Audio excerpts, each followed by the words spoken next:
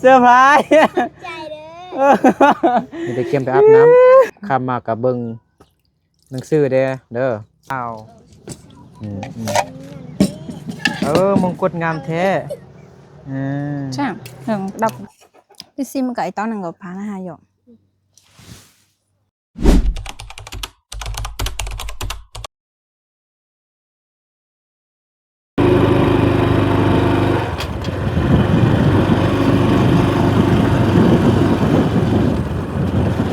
กับทักทายสบายดีพี่น้องเด้อนี่ไปหาน้องอาปงปายงตัวเก่าเนาะร้านคิวแคมเมืองเพียงแขวงสยบุรีมีคนยืมเงินอยู่บ่เนาะ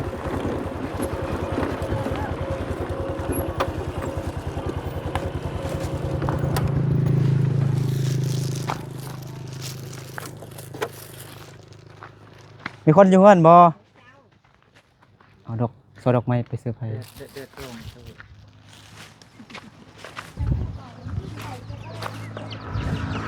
สบายดีมีคนอยู่เงินบ่ฮะเฮ็ดยังนะให้กบปุ่นว้ากินน้ำนี่เนาะอาโป้งวันนี้เบอร์หนึ่งเอาอันขนมไปแจกเล็กน้อยนี่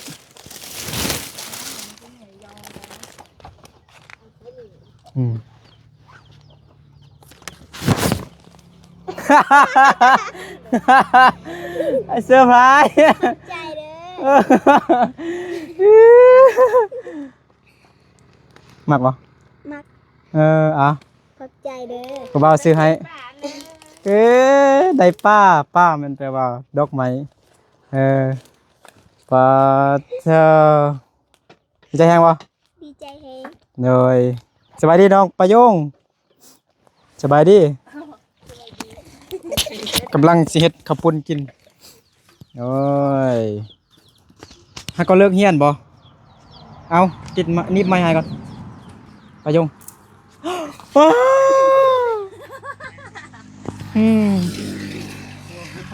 โอ้ไม่ยังโตมันมีแตนก่อนมีแตนก่อนโอ้มีโจรอยู่นี้โอ้สบายดีน้องดวงใจโอ้ก็จะไปยังใส่ชายหยกนี่ใหม่กัน อาปงได้เชฟป้าลูกป้าเธออาปงครูบ้าวได้ซื้อให้ยังอาปงได้แล้วปงมีครูบ้าวแล้ววันนี้ฮะมาบอกอันนี้ซื้อให้ไอยอกซื้อไอสมศักดิ์ซื้อให้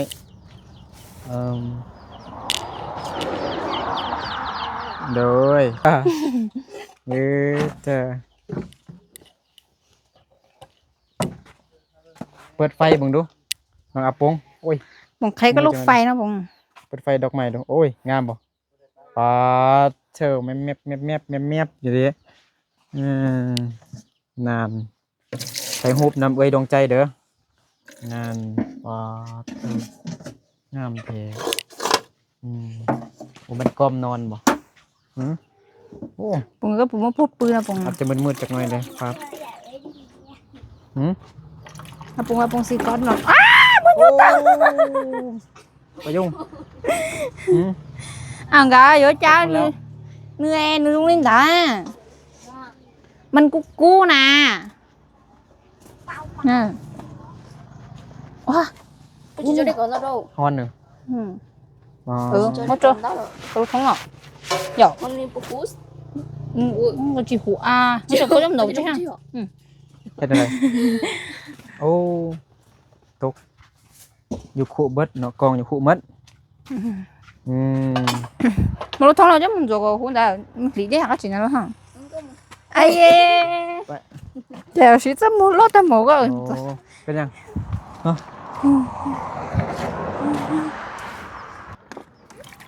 anh anh được hai con đi chơi phốt đi chơiบ่นานก็เป็นนะ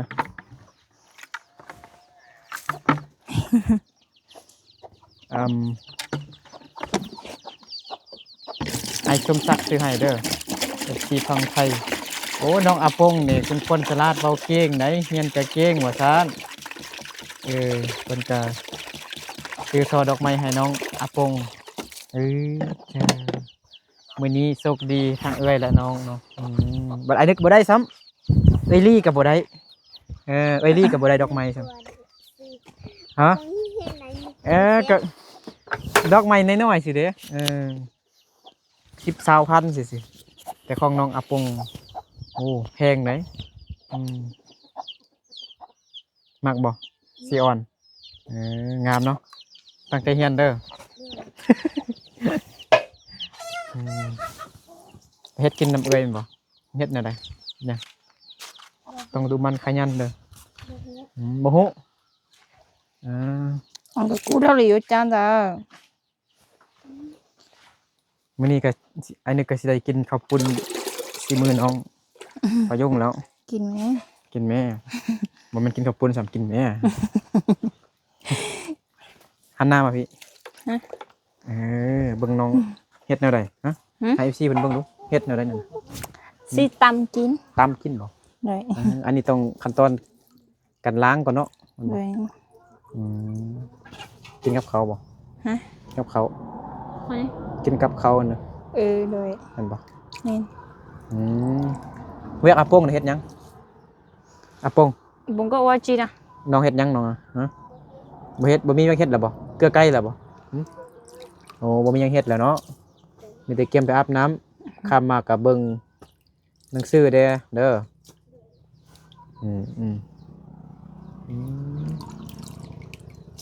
ซื้ออยู่ไสอันนี้นะข้าวปุ้นนะ Sư vô tà lát อยู่ตลาดนัดนี่บ่ตลาดพื้นบ้านนี่บ่ Rồi เท่าใด 10,000 10,000ได้หลายแท้ป้าโธ่หลายโน่บ่ยงว่าหลายบ่ Nói điếu น้อยพูดบ่นี่ อันนี้ว่าหลายเด้นี่ซั่นนี่นะ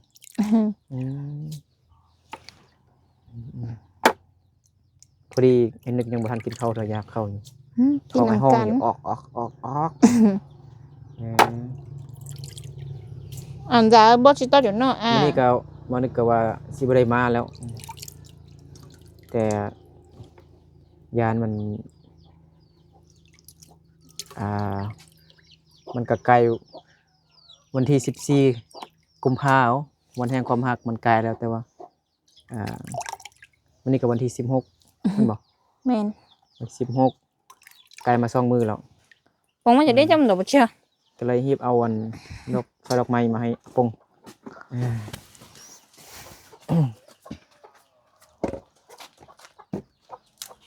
ไอ้ประยงบ่ให้บ่ด่าแล้วติบัดนี้ Hả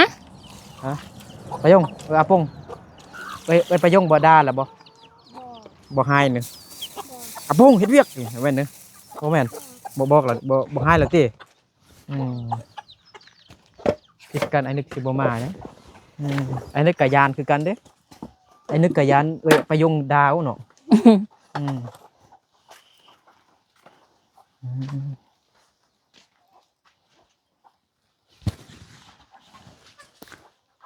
Chúng ta thấy đã là cái đồ chế quá ไกล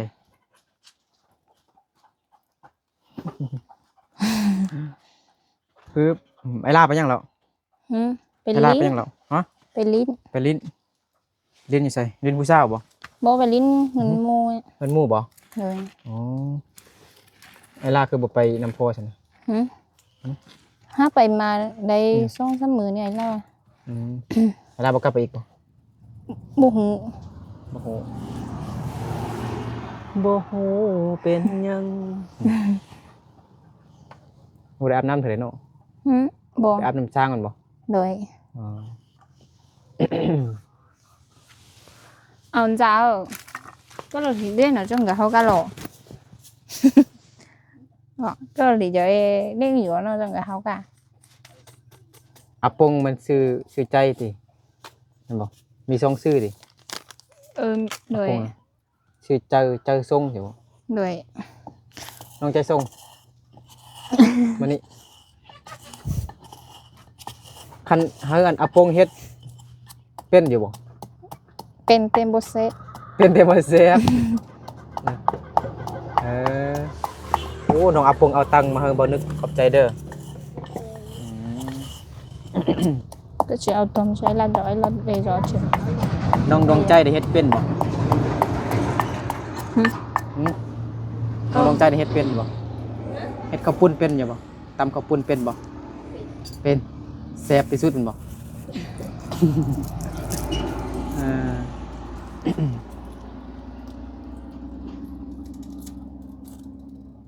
ไม่ได้เรียนวิชายังอะปงฮะวิชายัง ส้มบัตร คุณสมบัติอืม แล้วเป็น สั้นความซื่อ พ สา ละ ร ศึก นะ ษาฮะ เป็นส้มบัตรก็แล้วเป็นซีซ่า ศึกษาพลเมืองดิ ศึกษาพลเมืองบ่ศึกษาพลบ่มีติต้องอยู่มัธยมก่อนว่าจัง น้อง ฮะ วิสาจุโน คุณสมบัติกับ ศิลปกันก็ วิสาสีเสีย ไม่ใช่สีเสีย วิชาสิเสีย วิสาสีฟ้า ฮะ เอาบอกว่าวิสาสีฟ้า พละศึกษาบ่สังคมเลยอืม จะจีต้องหนด้วยวิสาปงให้ต่างน่ะnhớ thọ bên về một toán ghê mà đi tờ hả ô cho các bị chơi อ๋อเอ้าตอนไอเฮียนคือบ่มีบ่นี่บ่เด้อสังคมศึกษาบ่มีเลยตอนไอน่ะ tuần nông Anh đi hiện con nhằng bố บ่ mí มีบ่เขา ha mì เฮ็ดยังไงบ่รู้ đây xuống xăm tì ní sư đi อ๋อ2023พอแล้วบ่มีนะ xăm không sụp อืม xa เปิดมาดูอ่านให้ฟังดู đấy bé cái chúng mình rồi dọ ฮะอ่านบ่ได้อ่านได้บ่อ่านให้ฟังดูอ่านหนัง cho สื ăn อ đời của lấy này อ่านตั้งแต่เทิงมาไปฮอดทีมอะไรเทิงมาอ่าน ăn ดู bút sợ nó cho bảo อ่า nè นแฮงเด้อ อันนี้นะนี่ แน่นอ่าน bết hiền nè cả เบ็ดเฮียน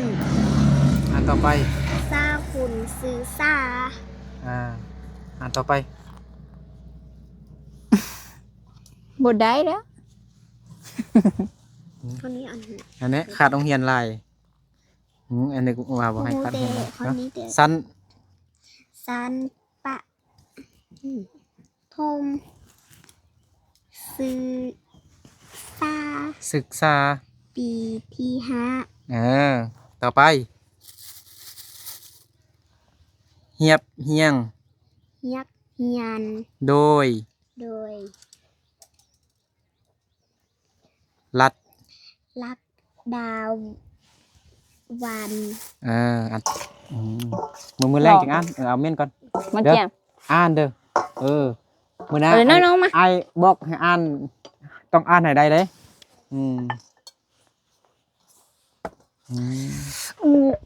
แม่งเผ็ดบ่ sống ส้มบ่ sống ส้มน้ำหน้าเอายังมามูนนี่ดูหน่อย bỏ chim một Ao ăn tăng. xe họ trúng rồi à mới là to chim đầu à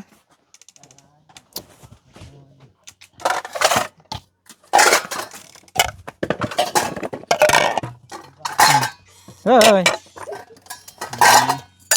เกลือใกล้แล้วบ่น้องอาปงไป cướp ยัง แล้ว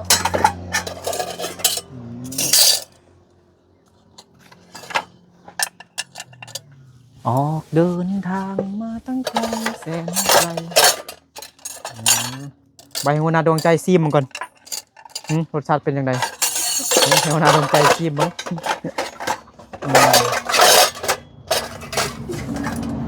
เอาก็ดังไม้มาดูมาดู anh thấy đấy chị sai là chị cá cô ว้าวมงกุฎงามแท้ chắc đừng đập อันนี้ตัวนี้เดวะภาษาเราเด กระเบื้อ cầm bữa บัวใบ บัวใบ แม่นบ่ เล่น ภาษามงบัวใบ cầm บ่ bữa là đúng không อืม cầm bữa là cầm bữa จำเบื่อ แซ่บบ่ลงใจแล้วก็แซ่บก่อนเนาะบ่แซ่บก็ว่าแซ่บบ่เนาะเซฟอยู่ แซ่บอยู่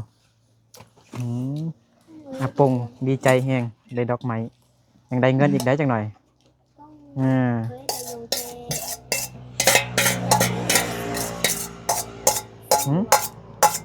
นะ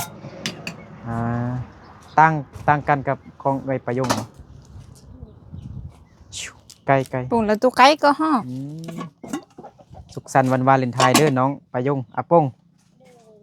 อาปงลืมลงเว้าน้องปายงตลอดอืม ถ้ากูดมหมดไปมันอ้าวจ้าต้นสนแล้วเราก็ไม่ได้จุดได้เดี๋ยวจะตัว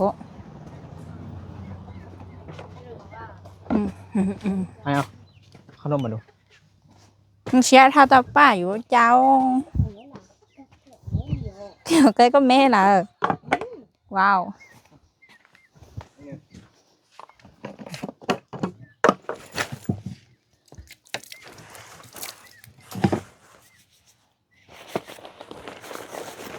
อ๋อเดินทางเป็นไกล ใช้กระตันด้วยก็บอกอ่ะให้เดียว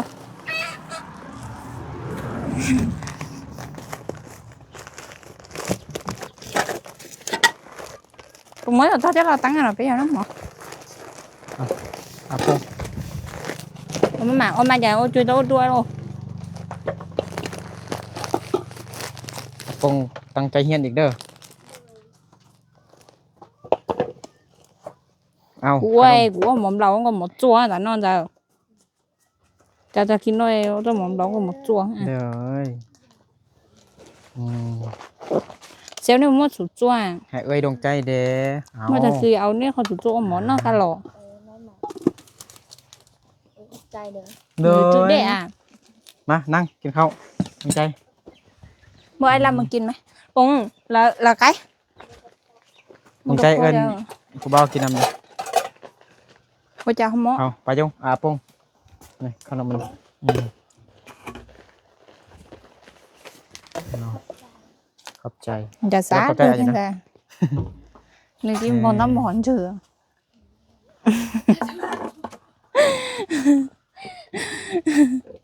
rồi chào sản lượng thầu nè อาจีมาภาษาลาวแม่ giống hồi đường chạy đây bây giờ rồi tè ôi giờ lúc thống này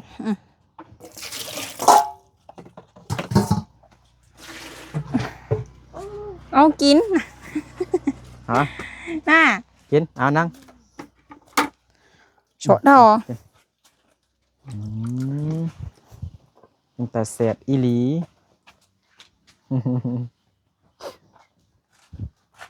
น้องอาปงล้างมือแล้วเซ็ตมือแล้ว được บ่ tè cái mẹ nước กินนะนั่งกินเลย tụi cây nó từ nè ô từ hắn chở ô ai lặt kín tăm khâu bún พายงเอิ้นบ่มาดอกให้ดวงใจไปเอิ้น อุ้ย dạ ประเด็ก ôi ต rồi ก mà ôi giờ tôi mà sợ thì cho anh đừng cỡ nhé bên mặt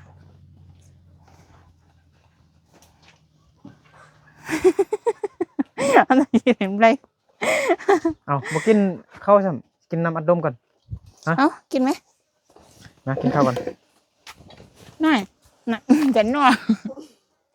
เพื่อได้ซื้อ เอ้ยไปยง พายงซื้อมาเฮ็ดหยัง mà kín กินดื่มกับเหล้าข้าวบ่แม่นน่ะ บอก ขอบใจเด้อ เลย ปาดน้องอาปง กินข้าวแม่ คำพูดเถอะเอา น้ำอัดลมให้มนุษย์กินดื่ม kín khó mẹ nó phải sao áo อืมเอา กินไหม เลยกิน กินอะไร ก่อน นึก กินก่อนเลย อ่ะ อืม vào tay nè nếu vào tay là ไปไม่จะเอา mua được đi nó chỉ áo không cũng áo ra để nó được tăng bạc เผ็ดบ่ bỏ อืม เขาปุ้นเต่าเถาอย่างก็อย่างกินไหม กินไม่เอา เอากินน้ำกันเนาะ ปาดไอ้ประโยงให้แล้วบันกินได้ กินดตี้ได้ยังไง มันกินตีได้ เบิร์นเอฟซีกินน้ำซ้ ซื้อมากินข้าวนั่งกันเด้อ ำว้า กินตำข้าวปุ้นเด้อ เอฟซีมากินข้าวนำกันเด้อเฮ้ยโอ้ไม่ใช่เฮง เอซี่cái này chả đâu chỉ ta lý nè มันเลือกก่อนอันนึงจึงกินเห็นบ่เลือกอันนึงก็บ่กินหาโปงกินในไร่รถมีแห้งอาบน้ำแล้วก็เบิ่งบทเรียนหน่อยเด้อบ่ต้องเบิ่งโทรศัพท์หลายเด้อ เอาปงจะไป อา เซ ป ล ง เล ยั ย งอ่านภา นะ ษาลาวยังบ่ทันได้เห็นไหมไอ้นี่คิดว่าน้อง ก็จะนอนเนี่ยเรา หนังสือ เราไปเอา ได้ได้ เอา นะ อ่ะซื้อเงินใครยันอ่ะได้กูไหนหนึ่งเอาตาเอ้ยรับไหม เราจะไปหาหนึ่งครับ เอาเจ้าก็ถิมซีปุ่งตามหมา อาปงยัง เอาไปซีไปให้ไอ้รักกิน อ๋อมาเลี้ยง เอาเป๊ปซี่ให้ไอ้รักกิน เพื่อน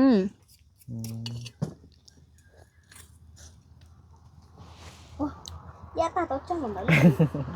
หัวทางหัวเอาเราตอนนั้นตัวเชียวรถเลี้ยงกัน เอาเป๊ปซี่ให้อันตะกล้องเนาะ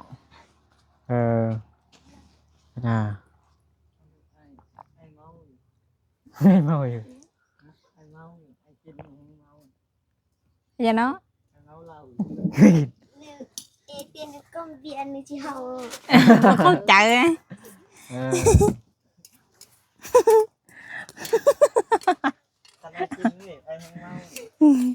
เนาะเดี๋ยว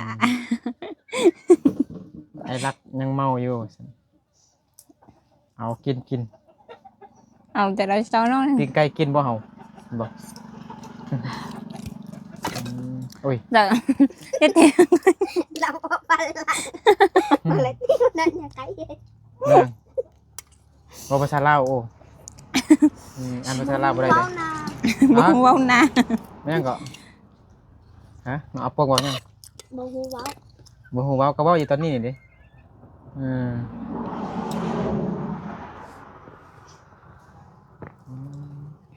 กินแต่มีไว้กับขอบคุณตลอดเนาะ nó chơi một liên giải hồng nhìn gì ở đâu chỉ cho nó là gỡ nó có tầm ở bên đó nó đấy nó chỉ sản nó mỏ là đâu mỏ có cứ เป็นยังไงคนนี้น้องใจเป็นยังไงเผ็ดบ่มันเผ็ดบ่ยังเจ็บลังบ่เท้าเลยเด้บ่ซับไอ้นึกเพื่อยังเท้าเอิญเจ็บลังหรอกินcái sim cái tao năng gặp phá là hai rồi เอาไม้มานำไปเอาปกไปเอาปกไป con ao ham một chút เอาไม้ไม้นำเอ้ยประยง ไอ้นี่ก่อนแล้วเอาไม้หน่อยมาเดียวอะเอาดอกไม้ เอาเงินที่ฝากให้น้องอาปงก่อน500 บาทโอ้เบิ่งปีไอ้นึกเกิดสู้ชีวิตแห้งเห็นบ่ เน้น สิบแตกหมดเลยแม่นน้อง เน้น ฮู้บ่สู้ชีวิตแห้งเห็นบ่ บ่ฮู้ บ่ฮู้อ้าวฮู้บ่น้องสนักแม่นได้ดอกไม้ดีใจบ่ ดีใจ โอ้บ่ต้องไปลักไข่ดอกไม้ไปซื้อขนมกินเลย บ่ บ่ไข่นี่ บ่ใคร ที่เขาอิ่มแล้วบ่ ยิ้มเนี้ย อิ่มแล้วมื้อแรกตั้งใจเรียนเด้อ โดย มืดค่ำมาเบิ่งบทเรียนได้เด้ออ่านหนังสือบ่ได้เด้อ โดย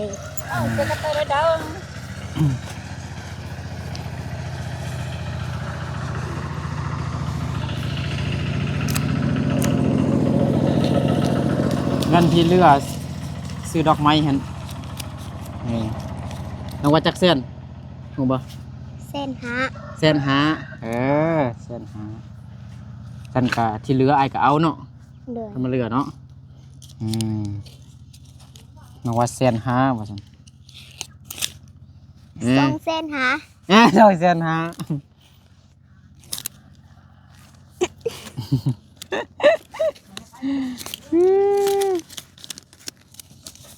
อาปงว่า2 แสนหาว่าซั่น จากเส้น จักแสนว่าซั่นเฮ้ย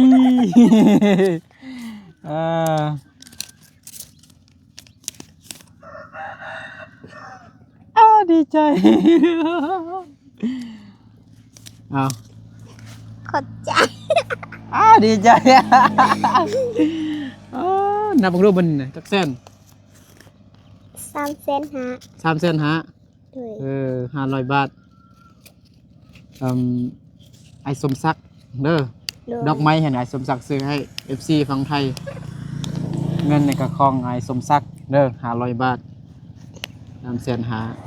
ความจริงเราบ่ฮอดดอก3 เส้นหาแต่ว่าเพิ่นตัดค่าธรรมเนียมแล้วก็เลทมันก็ต่ำบางทีนี่บางคนนี่อาจจะไปเบิ่งอยู่ใน Google อัตราแลกเปลี่ยนอยู่ใน Google มันอยู่ใน Google เนี่ยอยู่หน้าเว็บนี่มันต่างจากหน้าร้านเด้หน้าร้านนี่เป็นแนวนึงเลยเขาหักค่าธรรมเนียมเด้แล้วก็เลทก็จะต่ำเลทต่ำกว่าอันอยู่อันเว็บหั่นนะอยู่ใน Google ที่เฮาไปพิมพ์เบิ่งเงินบาทเป็นเงินกีบหั่นนะแต่บ่เป็นหยังขอบใจไอ้สมศักดิ์เลย ขอบใจสมตาเด้อ ด้วยอวยพรให้พี่สมศักดิ์เลย ขออวยพรให้ผู้ใจบุญขอให้มีแต่คนสุขคนใจเดินของเงินสุขภาพแข็งแรงหาลามหาเลยสาธุ สาธุบ่ต้องเบิ่งโทรศัพท์หลายเด้อ ด้วย เบิ่งบทเรียนเด้ ด้วย อ่านหนังสือยังบ่ทันได้ยังบ่ทันเก่งเท่าไดแต่เลขนี่ก็เก่งแล้วภาษาอังกฤษยังภาษาอังกฤษนับฮอต10ได้แล้วก็ภาษาจีนก็นับฮอตพันก็ได้แม่นบ่ 1,000 ได้บ่ 9,999 ฮะ900 บ่ 1,000 9,999 อ๋อนับแต่1ฮอต9,999 ด้วย อ๋อเก่งเนาะนับเลขเป็นภาษาจีนแต่1ฮอต9,099ก็ได้แต่ภาษาลาวนี่ตั้งใจอีกเด้อภาษาไทยเตฮู้น้อย ภาษาไทยอู้น้อยๆเรียนภาษาลาวก่อนก็ได้จึงเรียนภาษาไทยภาษา ๆด้วย จีนภาษาอังกฤษเด้อ ด้วย ต้องเรียนในเท่ใดต้องฟังความไอ้นึกได้ฟังความไอ้นึกสิบ่ได้ซื้อขนมให้อีกได้ไอ้นึกสิบ่ได้มาให้อีกได้คันบ่ตั้งใจเรียนมื้อนั้นไอ้กลับมาถามตลอดให้อันน้องอาปุ้ง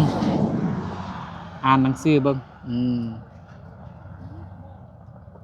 คันอ่านบ่ได้คือเก่าก็แสดงว่าน้องอาปุ้งบ่เบิ่งบทเรียนบ่อ่านบทเรียนอ่านหนังสือมีปึ้มตำราแล้วก็อ่านเด้อเข้าใจบ่ เขา เดี๋ยวมันยังติดติดคนตาแมงไหมแม่นบ่แม่นหั่นแม่นบ่บ่แม่นนี่บ่แม่นนั่นมันเป็นคือขี้ขยะขี้เหงื่อ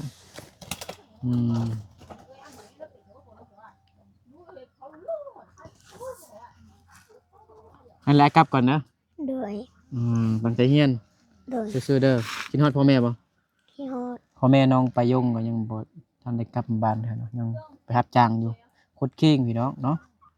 ก็หาเงินสิปลุกเฮือนนี่แหละจะได้ปลุกเฮือนอยู่บนที่อันผู้ใหญ่เพิ่นซื้อให้5,000 บาทนั่นแหละเบิ่น 5,000 บาทหมื่นกว่าได้ปรับหน้าดินเด้ 5,000 ซื้อ 5,000 กับ10,000 10,000 กว่าพุ่นแหละสิเอาอันไม้อันนี้ไม้อันเงินเก่านี่ไปยกไปแล้วไปตั้งอยู่พุ่นเลย ให้นึกภาษาไทยเตกินเขาเมนทางเขาบอก แม่นทานข้าวน้องอาปุ้งภาษาลาวยังบ่ได้เถอะสิเรียนภาษาไทยหรอกถามว่าไอ้นึกกินข้าวภาษาไทยมันทานข้าวบ่คุณทานข้าวหรือยังน้องอาปุ้งทานข้าวหรือยังครับ ตัวน้องหมอฮะ ทางเลี้ยว ทานแล้ว น้องอาปุ้งทานข้าวสำเร็จแล้วโอเคมื้อนั้นเว้ยประยงเอาเงินให้เท่าใดตอน มือนี้เนาะ บ่มื้อนั้นน่ะประยงก็ได้3.5นี่มื้อนั้น บ่ได้ให้ บ่ได้หาบ่น้องอาปงก็บ่หาเนาะ โอเค เดี๋ยวไอ้กลับก่อนเด้อ โดย ประยงบ๊ายบายเจอกันใหม่เนาะเอาอยู่ดีๆมีแฮงหมดสุขุสุคนพี่น้องเนาะเจอกันใน EP ต่อไปเนาะขอบใจขอบคุณเด้อทุกคนบ๊ายบายบาย